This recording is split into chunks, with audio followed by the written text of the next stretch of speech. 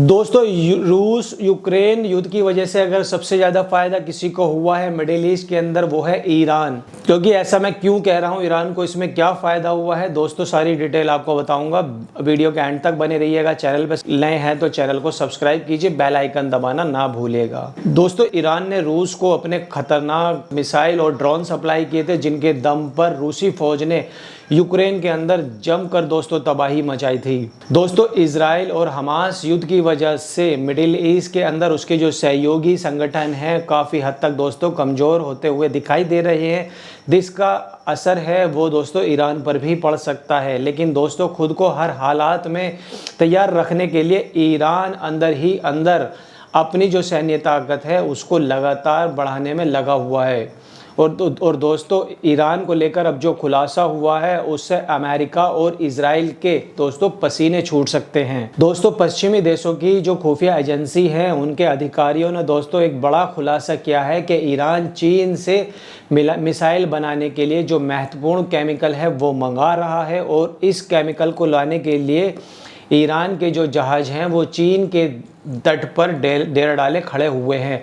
दोस्तों खुफिया जानकारी के मुताबिक ईरान के जो जहाज हैं वो चीन से मिसाइल बनाने के अंदर जो इस्तेमाल होने वाले केमिकल हैं उनको लेने गए हैं। ईरानी झंडे वाले जो जहाज हैं वो लगातार चीन के पास खड़े हैं और वहाँ पर 1000 टन से ज़्यादा सोडियम परक्लोरेट ला सकते हैं, जिसका इस्तेमाल अमोनिया परक्लोरेट बनाने में किया जाता है। यह केमिकल मिसाइल के ठोस प्रोपोकाइड बनाने में इस्तेमाल किया जाता है। दोस्तों पश्चिमी देशों के इंटेलिजेंस अधिकारियों का कहना है कि सोडियम परक्लोरेट से 960 टन परक्लोरेट बनाया जा सकता है। दोस्तों इतनी ही मात्रा में अमोनियम परक्लोरेट 1300 टन प्रोपोलेट बना सकता है। तकरीबन 260 किलोमीटर वाली मिसाइल बनाने के लिए काफ़ी हैं।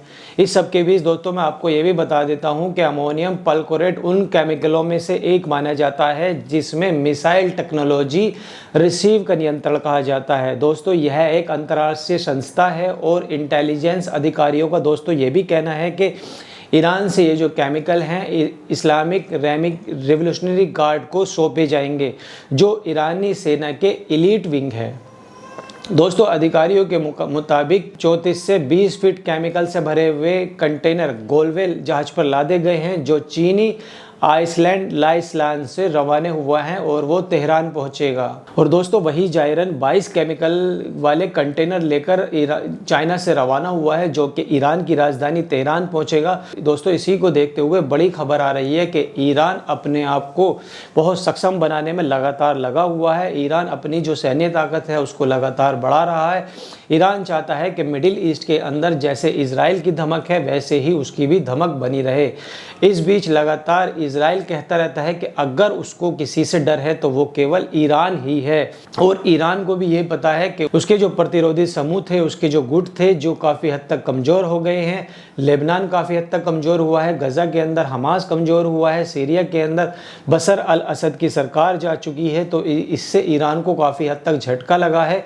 और दोस्तों इसी को देखते हुए ईरान लगातार अपने आप को मजबूत कर रहा है, अपनी सैन्य ताकत को मजबूत कर रहा है। वो लगातार पिछले 2 महीने से, जब डोनाल्ड ट्रंप ने एक भाषण दिया था कि इजराइल को डायरेक्ट ईरान की परमाणु फैसिलिटी पर हमला कर देना चाहिए, तब से लेकर अब तक ईरान लगातार मॉक ड्रिल कर रहा है, लगातार अपनी जो सैन्य ताकत है उसको आजमा रहा है, उसका सैन्य परीक्षण कर रहा है। क्योंकि ईरान को भी ये पता है कि जैसे सीरिया के अंदर सत्ता परिवर्तन हुआ, सीरिया के अंदर बशर अल असद की सरकार गिरा दी गई, तो अगला जो नंबर है वो ईरान का हो सकता है या फिर इराक का हो सकता है। अगर इराक पर हमला हुआ तो ईरान भी उसके अंदर कूद जाएगा, और उसके बाद उसको सबसे बड़ा डर यही सता रहा है कि इजराइल, अमेरिका और ब्रिटेन मिलकर एक साथ ईरान की परमाणु फैसिलिटी पर और हथियार डिपो पर हमला कर सकते हैं। तो इसी को लेकर लगातार वो चाइना से संपर्क में है, लगातार वो रसिया से संपर्क में है। जो वो केमिकल बना रहा है वो अपनी 230 मारक क्षमता वाली मिसाइल को मजबूत करने के लिए बना रहा है, क्योंकि वो लगातार इजराइल के ऊपर जो उसने पहले हमले किए वो भी दोबारा से कर सकता है। तो इसी डर की वजह से ईरान लगातार अपने आप को मजबूत कर रहा है। दोस्तों इस पर आपकी क्या राय है, आप हमें कमेंट करके बताइए। वीडियो कैसी लगी, वीडियो को लाइक कीजिए, चैनल को सब्सक्राइब कीजिए। तब तक मिलते हैं अनदर वीडियो में। जय हिंद।